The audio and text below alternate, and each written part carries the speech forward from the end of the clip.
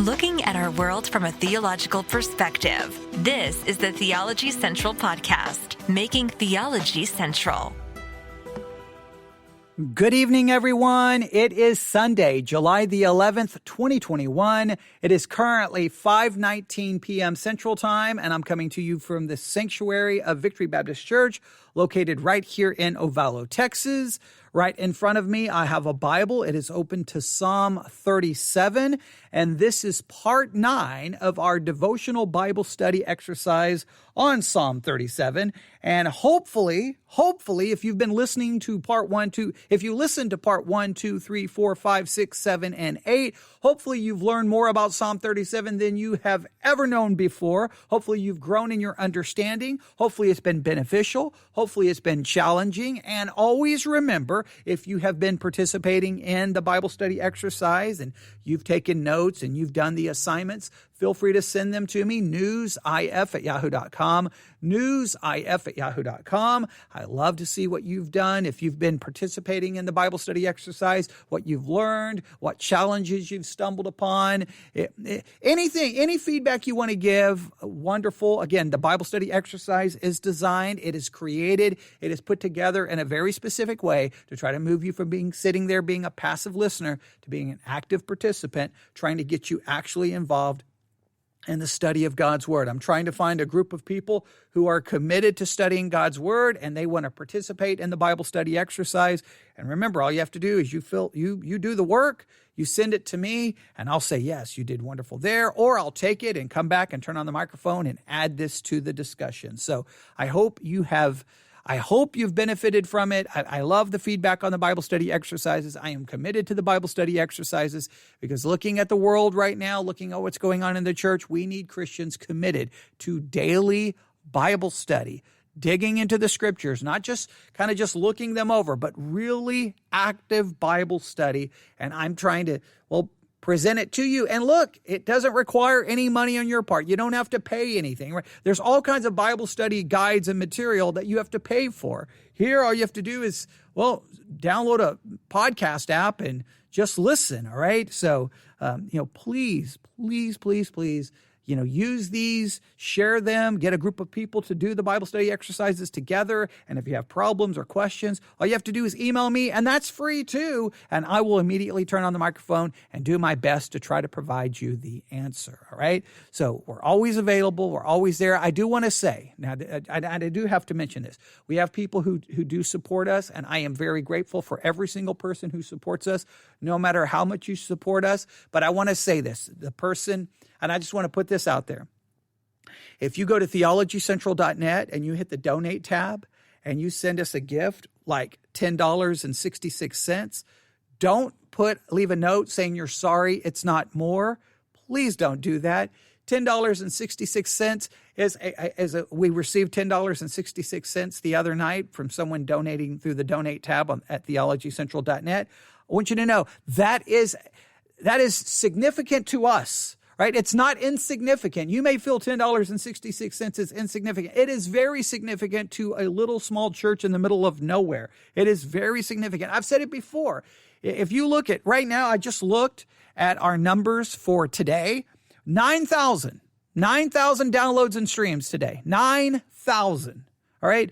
If only 1,000 people out of that 9,000 gave $1, right? Just $1. And that would be crazy. That would change. I wouldn't even know what to do with that. that would literally change this church. It would be transformative to this church as far as what we could do with that much money. So please don't ever apologize for the how small a gift is. There is no small gifts. Every gift is significant. So thank you, and to anyone who gives, thank you very much. But again, all of our content is always going to be free. We're not going to charge. We're not going to put it behind a subscription paywall. We're not going to do any of that.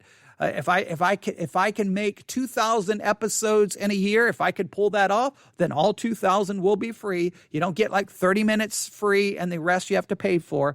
No.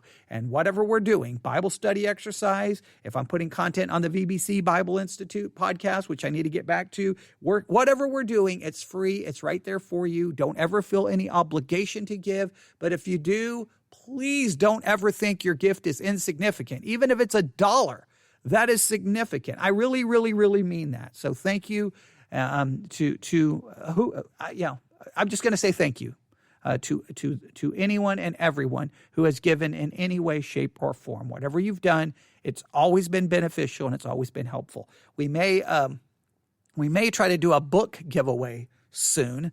We may try to do that, and we do the book giveaways when people are giving. I always feel bad, so then I want to give back, and so then we'll do free book giveaways. So I got a book that I'm waiting for it to show up. I think it'll show up tomorrow, and I'm going to look it over, and if I think it's beneficial, then we'll make it available to people, and we'll do something, all right? So we say all of that.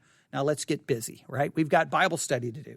It's Sunday evening, right? Sunday evening, the Lord's Day. Let's open our Bibles, Bible notebook, pencils, and now this is going to be a Bible study exercise where I'm going to give you most of the work. I'm going to give you most of the work, and sometimes those go really well, sometimes they don't, but I think that's what we need to do right here because I think we're on to a very fascinating subject, okay? Are you ready? Here we go. Psalm chapter 37. Before I say anything about the chapter, I want you to consider the following. I'm going to ask this in a question, and I want you to think about this. As a Christian, when you look at the world around you, and you look at the evil and the depravity and the ungodliness, and when you see how bad it seems to be getting all around you, I want to ask you a question. What are 2 things you need to remember to help you handle yourself and conduct yourself correctly in the midst of such ungodliness and wrong? What are 2 things you need to remember? And let me state it this way. What are 2 things you need to remember? And you need to remember them, or here, let me state it this way. What are 2 things you need to know about the future in order to help you conduct yourself correctly in the present when it comes to living in a world of ungodliness? Let me state it that way.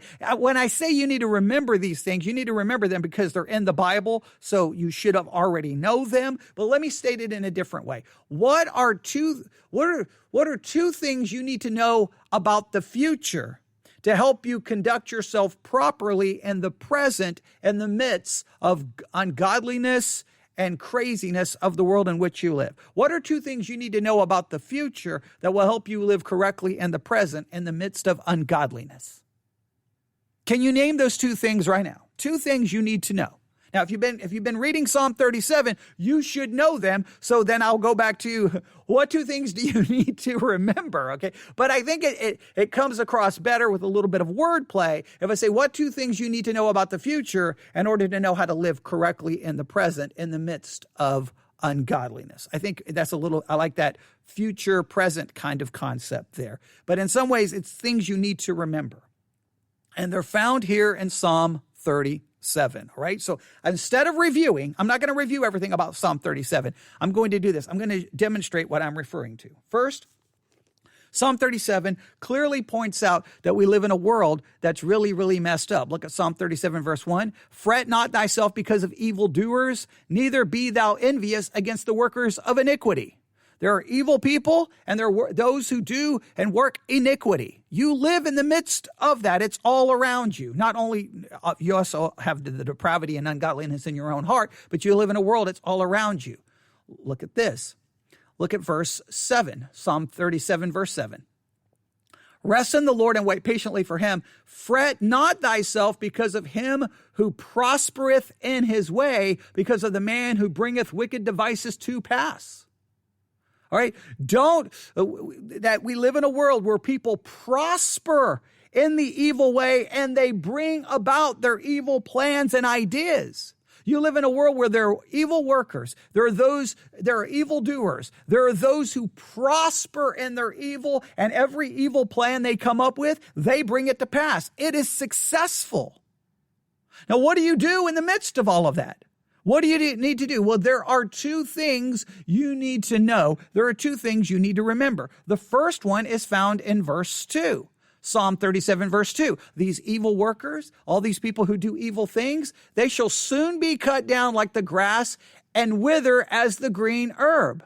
All right, look at verse 7. Rest in the Lord, wait patiently for him. Fret not thyself because of him who prospereth in the way, because of the man who bringeth wicked devices to pass.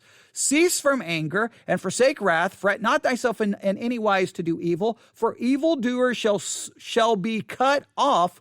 They shall be cut off. Verse 10, for yet a little while, and the wicked shall not be, yet they shall diligently consider his place, and it shall not be. So the first thing you need to remember, the first thing you need to know is the future of the ungodly. You need to remember and you need to know the future of the ungodly. If you want to know how to live in the present amongst a world of ungodliness, you need to remember the future of the ungodly. They will be cut down. They will be cut down. As verse 10 says, yet a little while, and the wicked shall not be. Yeah, a little while, and they will not be. They're going to be cut down. There's going to be a future judgment. You need to know and remember the future of the ungodly. When you see them being successful, when you see they seem to be prospering, when everything seems to be going well for them, and you may want to get jealous, you may want to get envious, you may want to get anger, you may want to get angry, may find yourself burning with rage, you may want to find yourself wanting to fight a culture war. You need to calm down and you need to remember and you need to know the future of the ungodly. But there's a second thing you need to know, a second thing you need to remember. Look for it carefully. Psalm 37, verse 9.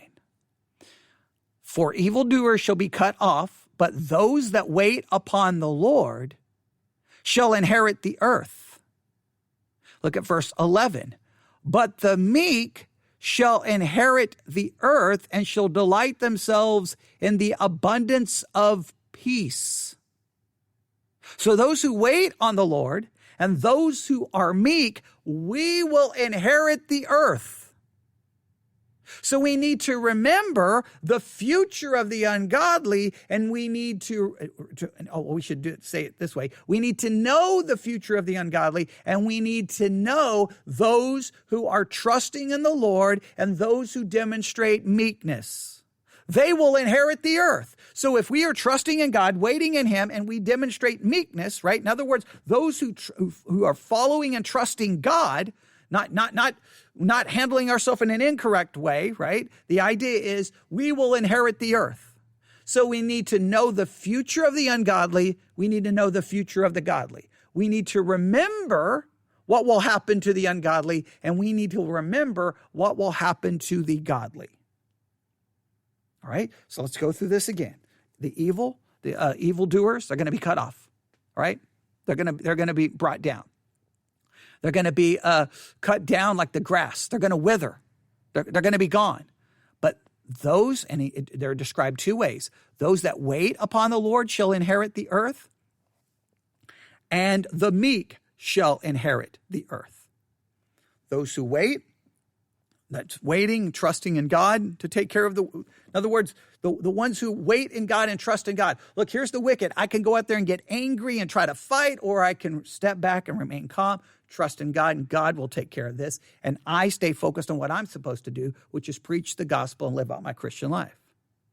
And I need to demonstrate meekness, and I will inherit the earth. So there's two things you need to know, two things in a sense you need to remember, all right? The future of the ungodly and the future of the godly. Now, here is your assignment today. You ready? You have a twofold assignment. Number one, what does it mean to be meek? What does it mean to be meek? The meek shall inherit the earth. I want you to do a word study on meekness. I want you to remember that concept is going to be repeated in the New Testament. So what is the Hebrew word for meek right there? What is the Greek word for meek? What is meekness according to the Bible? Figure out what meekness is. So first, just start with looking up the word meek in a concordance. See how it's used throughout the Bible. Meekness, see how it's used, right? Just look at the different verses, see how it's used. Then look up the Hebrew and the Greek. How many different Hebrew and Greek words are translated meek or meekness? See what they mean. See if you can kind of summarize that, give you a basic idea, and then look up meekness or meek in a Bible dictionary. That's what you need to do. So first, find every place in the Bible where the word meek or meekness is used. Right? I'll go through I'll help you really quick. I try to give you. I'm going to lay this out for you. You need to do a word study on this idea of meek or meekness. Right? First thing you need to do, find every verse in your Bible, Old and New Testament, that uses the word meek and meekness. Read those verses and kind of summarize what they teach you and tell you about meekness. Right? Then look up the Hebrew and Greek word, or Hebrew and Greek words. Find out how many Hebrew and Greek words are translated meek or meekness. What's the definition of those Greek and Hebrew words? Do they give you do they advance your understanding of what it means to be meek and meekness? And then look up the word meek or meekness in a Bible dictionary. What does it say? And then say, okay, if the meek inherit the earth, this is what meekness is. See if you can identify exactly what it is, and then you can look at your life and see, do you need more meekness? Are you meek? Are you the opposite of meek? Understand what meekness is. That's not a full-blown word study. That's a modified, oversimplified word study. I may have to teach you how to do a word study at some point. We may do the word study method of Bible study at some point, but that gives you a simple start, right?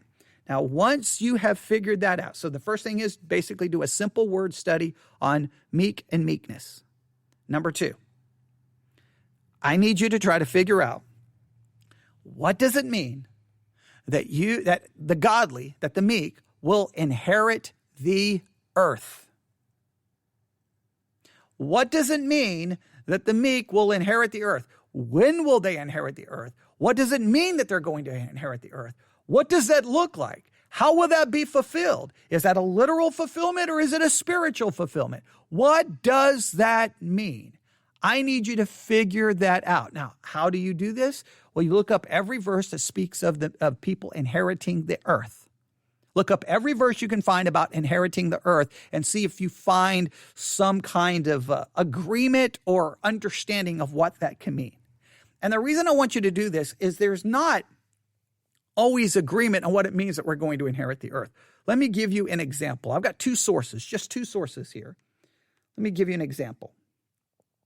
This comes from crosswalk.com.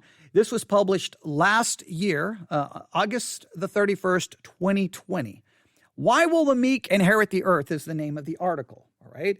Now, they go through the first part here. I'm going to skip that.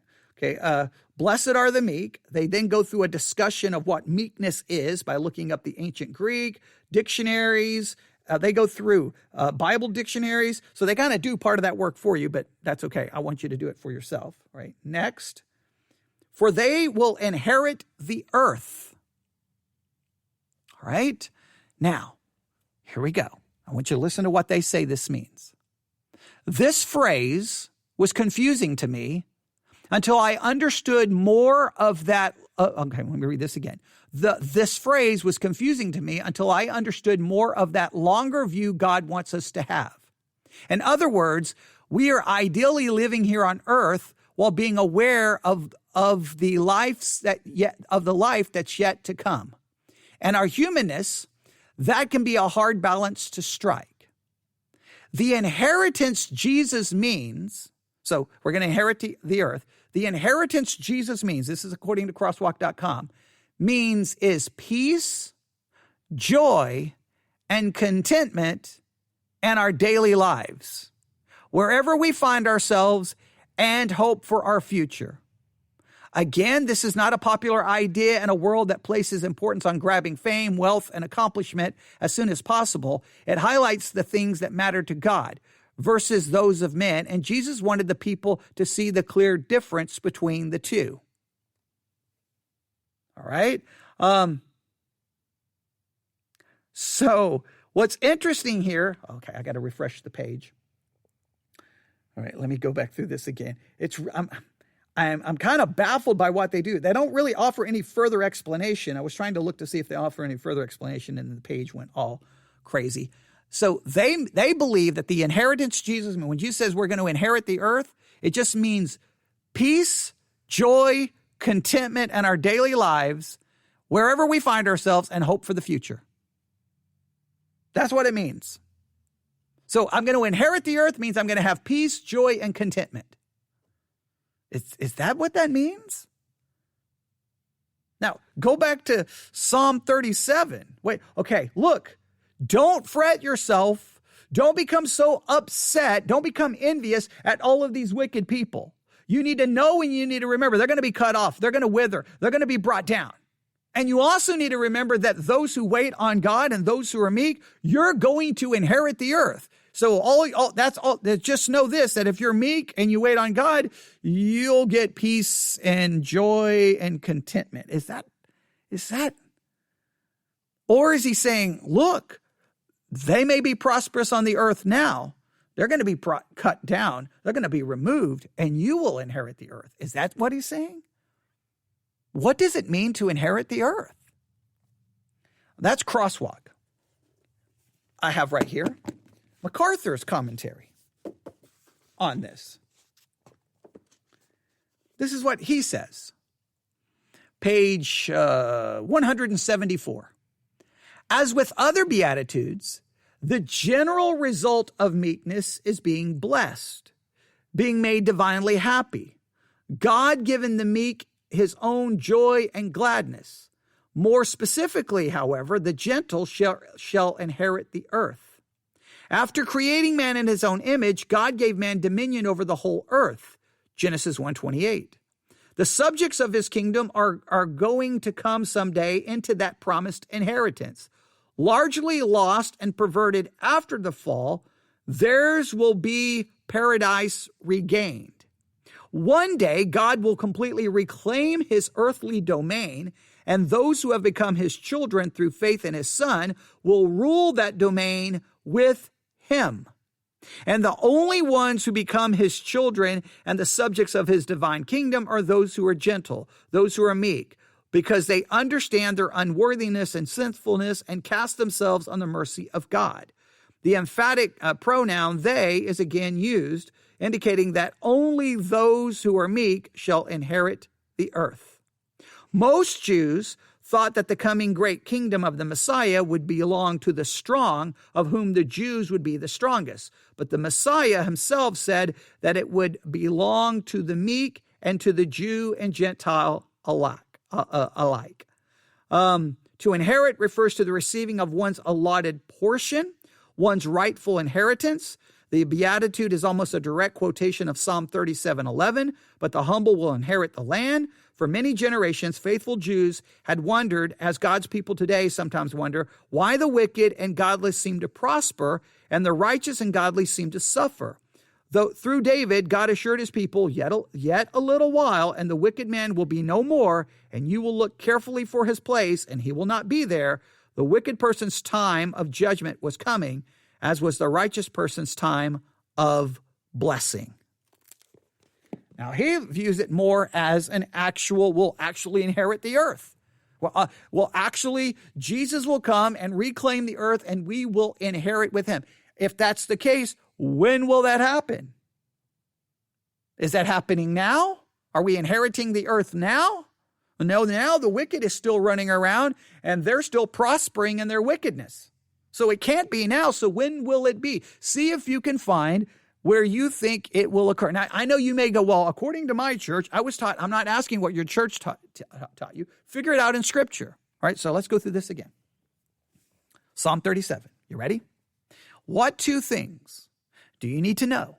What two things do you need to remember in order to live your life correctly in the midst of such great ungodliness? The first thing you need to remember, the first thing you need to know is the future of the ungodly. They're going to be removed. They're going to be cut down. All right. So temporarily they may prosper. Temporarily all of their evil deeds all their evil plans may work out perfectly, but it's only temporarily. We have to see things from an eternal perspective. They will be cut down and they will be removed. Number two, you need to know the future of the godly. Those who wait on the Lord, those who are meek, shall inherit the earth. They shall inherit the earth. Those are two things you need to know and remember. Now, what are your assignments? Number one, what is meek and meekness?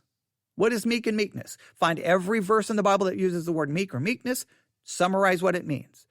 Look up the Hebrew and Greek words that are translated meek or meekness. What do they mean? See if you get a good biblical grasp of what it means to be meek, because that seems to be a very important concept. Look up a Bible dictionary. What does it say about meek and meekness? And then ask yourself, are you truly meek? All right? Understand that. All right? Now, okay, yeah, we could get into a whole discussion about the Beatitudes, but we won't go into that. And then your second job is to figure out, what does it mean to inherit the earth? All right, how many scriptures refer to people inheriting the earth? Find out how many scriptures mention that. Find them, list them. What do they say? Now, then, what does it mean to inherit the earth? Right? I want you to try to figure that out. See if those scriptures will give you any idea. Now, you can do this. This is what I want you to do. I want you to look up, if you can, a minimum of 5 commentaries. 5 commentaries. You can look up the commentary on Psalm 37. You can look up Psalm 37 about the meek shall inherit the earth. You can also look in Matthew chapter 5.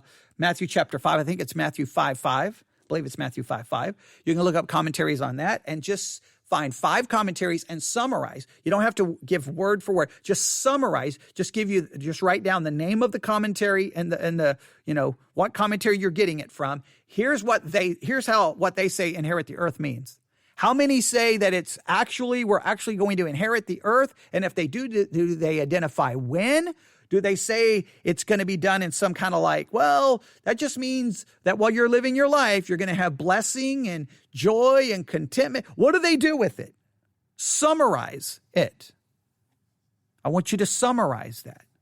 So I want you to look up all the places where it says to inherit the earth, see if you can come up about what that means. Did we get any clue? Look up inherit the earth and at least 5 commentaries about the phrase inherit the earth. What do they say? And then just anything else you want to write, anything else you can write down about what it means to inherit the earth. When, where, how. We know the who. Those who will inherit the earth are those who are waiting on God and who are meek. All right? Now, when is it going to occur? How is it going to occur? Is it like we're literally going to inherit the earth, or is it just a figurative expression to mean, you're going to have joy, peace while you're living on earth? I don't know if that actually fulfills it. All right, that's it. I'm not going to give you anything else. I'm not going to do any more teaching.